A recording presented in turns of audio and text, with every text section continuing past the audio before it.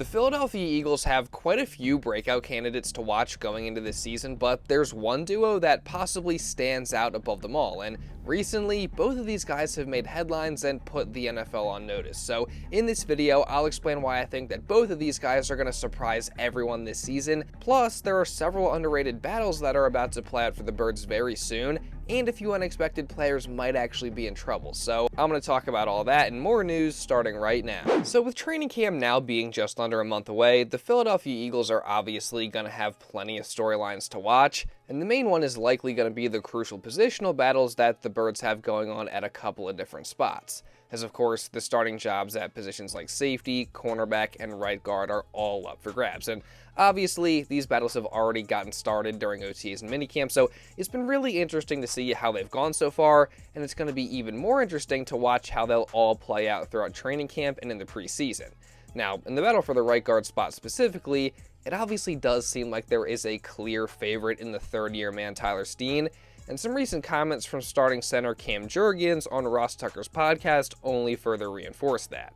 Yeah, no, I'm excited. I think he's going to step in there and do a great job. I think we got a bunch of good guards that have came in. It's going to be some good, healthy competition throughout camp. You know, I think it's always good going into camp season with some competition at some spots and, you know, see who truly, you know, plays the best and earns that spot. So I'm excited for those guys. You know, I think there's a few that can fit in there and earn that spot. So I'll be watching that closely. That's for sure. I feel comfortable, you know, with Steen, and I'm excited to grow that comfort with some more guys over there. Yeah, so obviously there, Jurgens mentioned that there's a number of guys he thinks can earn that starting job, and he's looking forward to growing some chemistry with some of the new guys. But Tyler Steen was the one guy that he mentioned by name. He said he feels the most comfortable playing alongside him, and he also said that he thinks he can step in and do a great job as the starting right guard. So again, based on that, it certainly seems like Steen is the clear frontrunner. Now, I don't think the job should just be handed to him by any means, that's not what I'm saying, and on the contrary, I'm actually very glad that the Eagles did bring in some competition to push him and make him earn that spot this offseason, but again, just based on these comments from Jurgens and the fact that Steen has gotten all the first-team reps at right guard during this offseason, I think it's pretty safe to say that right now it is his spot to lose. Still though, like I said, there will be competition for Steen throughout training camp, and the guys behind him might actually find themselves locked in a little battle of their own, those being guys like Pryor and Kenyon Green, as those two seem to be the primary competition for Steen at right guard, but assuming Steen does win the job, that leaves room for obviously just one of those two to be the primary backup. And so far, it seems like Pryor has the clear leg up, as in a recent article, writer Anthony Miller wrote, quote, "Throughout OTAs and minicamp, Steen has been taking the starting right guard reps with Pryor working with the second team. Some thought that new guard Kenyon Green might be in the running after being a part of the trade with the Houston Texans and CJ Gardner-Johnson. That has not been the case, with Green taking third-string reps on the left side of the line. So again, there you go. Based on that, Pryor clearly seems to be ahead of Kenyon Green in the battle for the right guard backup job. And obviously, things could very much change there as we get into training camp, but with where things currently stand now, that's where we're at. And in addition to that, I also actually do think there's a chance that Kenyon Green could maybe be in a little bit of trouble, just because assuming he does fail to secure even the backup right guard job, then he's seemingly vying for a spot as the backup left guard, but even there, he's got competition with the 2024 fifth-round pick Trevor Keegan, among other guys. And with Green only getting third-team reps in the spring, on top of the fact that he was possibly the worst starting guard in the NFL with the Texans, I very well could see a scenario where he doesn't even make the roster. I mean, obviously the Eagles would like to keep him just because they, of course, traded CJ Gardner-Johnson for him, and he's a really talented guy, but at the same time, again, there's just a ton of competition on the interior of that Eagles offensive line right now, so if Green doesn't impress and show out during training camp, then I personally do think he could be in some trouble. And I actually feel a similar way about the Birds' newest running back in AJ Dillon, as a lot of projections don't even have the former Packer as a lock to make the roster, and while personally I probably wouldn't go that far, I do understand where these people are coming from. I mean, Dillon hasn't really been fully healthy for 2 years, and we haven't seen him at his best and at full health since 2022. And of course, last year, he missed the entire season with a lingering neck injury. Now, obviously, the good news for Dillon is that he has since been cleared to return, and he stated that he is fully healthy and ready to go. but just because he's healthy, that doesn't mean that he's going to be able to beat out the younger and possibly more promising Will Shipley, who in his second year out of Clemson looks like he's currently the early favorite to win the running back number 2 job, just given the fact that not only do the Eagles seem to be pretty high on him, but Shipley also has apparently been pretty impressive during the spring, which included a 5-target, 5-catch performance in one of the open OTA practices. So again, it certainly does seem like Shipley is on the fast track there to win the RB2 job. Meanwhile, the Birds also have Ben Van Sumeren, who is of course the only guy in the backfield that plays fullback. And based on some comments from Jeffrey Lurie during the offseason, it seems like the Eagles are preparing to utilize him a lot in that role this season. So if the Eagles decide that they only want to keep 3 backs in the backfield, that would likely leave Dillon as the odd man out. Now, personally, I think the Eagles probably end up keeping 4 guys there, and I still think there's a lot to like about AJ Dillon, just given his power running ability and everything that he put on tape during his time with the Packers. So if he can just stay healthy, I feel like he could 100% make this roster and make an impact this season. And who knows, maybe he could wind up winning the RB2 job after all. I mean, I definitely do think that's possible. So, we'll just have to wait and see. But overall, I definitely do think that the situation with AJ Dillon is going to be something to watch going into training camp. And same goes for the battles going on at tight end, as behind Dallas Goedert, the Eagles have a lot of interesting depth at that position that's going to be vying for playing time and roster spots during training camp.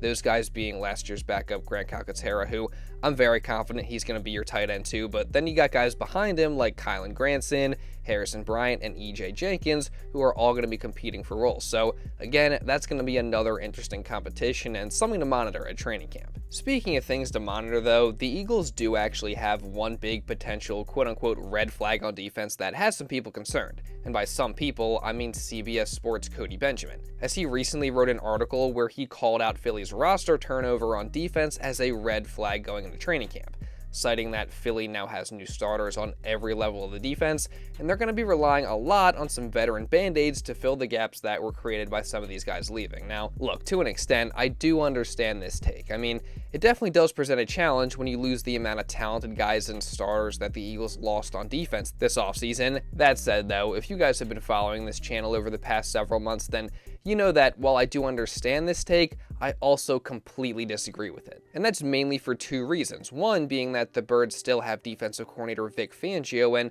we saw what he was able to do with a young, hungry, bought-in, and largely unproven Eagles defense last year. And the second reason being something that Benjamin failed to even mention in his article, that being that the Eagles have quite a few young players in place that are ready to step up into bigger roles in 2025 and have breakout seasons. And look, there's a lot of guys who I think could possibly fit this description, all of which I've talked about in previous videos, but there are 2 players in particular that I feel even more strongly about than the rest. And we'll start off at the defensive tackle position with the 2023 7th round pick, Moro Ojomo. As of course, with Milton Williams leaving for New England in free agency, Ojomo is set to take on a much bigger role in 2025, and based on everything we saw from him last year in a very small sample size, I think it's safe to say that pretty much all Eagles fans are expecting a breakout season from the 3rd-year man out of Texas. But now, in addition to that, it also seems like Ojomo has started to get the attention of others outside of Philadelphia, as Nico of Elite Takes recently made a now somewhat viral post on Twitter showcasing that Moro Ojomo might just be the NFL's biggest breakout candidate going into next season. The most obvious breakout candidate in the entire NFL for 2025 is Eagles defensive tackle Moro Ojomo. You might as well learn the name right now, because I'm telling you, he is going to be Philadelphia's brand new Milton Williams. It's a lock. Every fan base is going to be begging for their GM to pay him down the road. You want to know a little secret? This guy is already one of the NFL's most dangerous pass rushing defensive tackles and just hasn't had the chance to prove it yet. Last year, he was 3rd on the depth chart in Philly, behind Jalen Carter and Milton Williams, obviously, but he got a good amount of 3rd down snaps, and when he was on the field, he had the 3rd highest pass rush win rate at the defensive tackle position in the entire NFL, 18%. He's a pressure machine. Jalen Carter commands a lot of double teams, which means that if you're playing alongside him, you're gonna get some one-on-one opportunities to tee off on the quarterback. I'll tell you that. He didn't have any sacks last season, but there were plenty of times where he got real close. And with more snaps, the sacks are going to come, and that's when he's going to become a much bigger name. But this isn't just an undersized defensive tackle that has the finesse to win as a pass rusher. He has shown real flashes against the run, and there's no reason why he can't be a 3-down guy for Philly. I know this isn't the most practical rep, but watch him throw a really good guard in Sam Cosmi right to the ground in run defense. He's got serious power. This is a freak athlete. Everyone freaked out in the 2023 draft when the Eagles got Jalen Carter at pick 9, but Howie Roseman was thinking a step further because he got Moro Ojomo in the 7th round, and he's just a few months away from cementing himself as a star defensive tackle. The trench step never ends. Don't be surprised when Howie does it again. First, I want to say huge shout out to Nico for this breakdown. The link to his page will be down in the description. And again, I completely agree with his take. I mean, all signs are pointing to Moro Ojomo taking a massive leap forward in his game this year. I mean, as Nico showed there, the tape only proves that, and so do the numbers as well, as in 2024, not only did Moro Ojomo have the second highest pass rush win rate in the entire NFL among defensive tackles at 18.2%, but I was actually watching Chase Senior's video yesterday where he brought up some other really impressive numbers, including that in 2024, Ojomo was graded 39th out of 219 defensive tackles with a PFF grade of 68. His pass rush grade of 82.6 was also ranked 5th out of 219 guys. Meanwhile, Ojomo was 24th in hurries, putting up 26 of those, while he was 35th in pressures, putting up 31.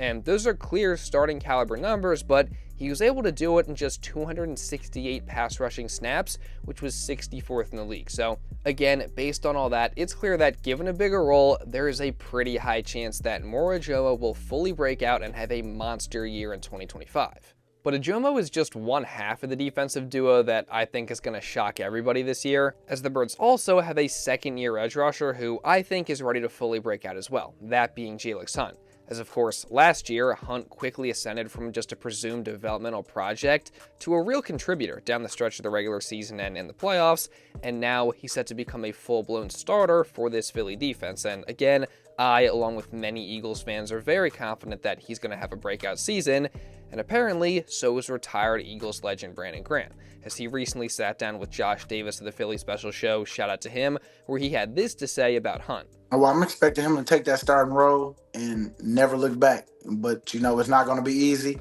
got to go out there and you got to prove it every day. And I think he will do that. He already looking good, looking stronger, look bigger, you know, from, you know, just trying to gain muscle. And I think he's doing it the right way. You know, and now that you're the starter, you're getting cussed out a little more because now is nobody else you can run to because you are the guy. And so I just want him to continue to just keep being great. Don't drink that. What was it? Perfume. That's what he say, the cologne.